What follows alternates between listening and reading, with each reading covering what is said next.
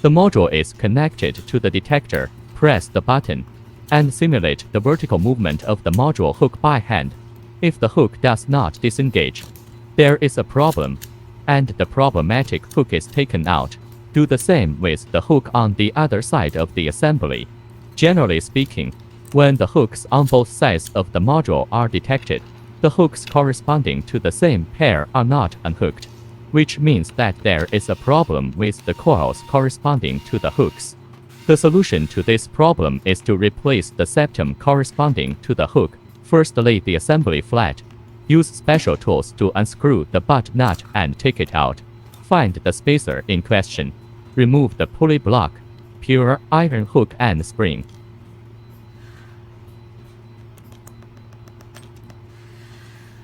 Replace the prepared spacer.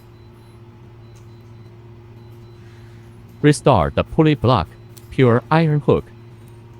When restoring, pay attention to the direction of each component.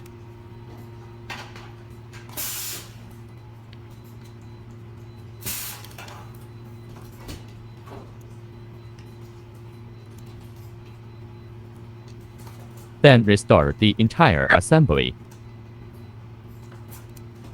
and tighten the butt nut.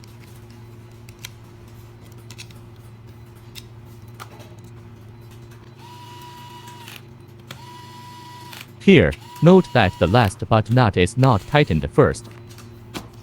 Reset the quick joint of the pulley block, and the quick joint must be stuck in the corresponding slot and guide rail.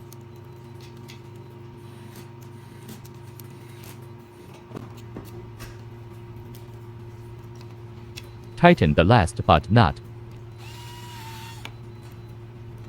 and the whole assembly is restored here. After retesting, the module can work normally.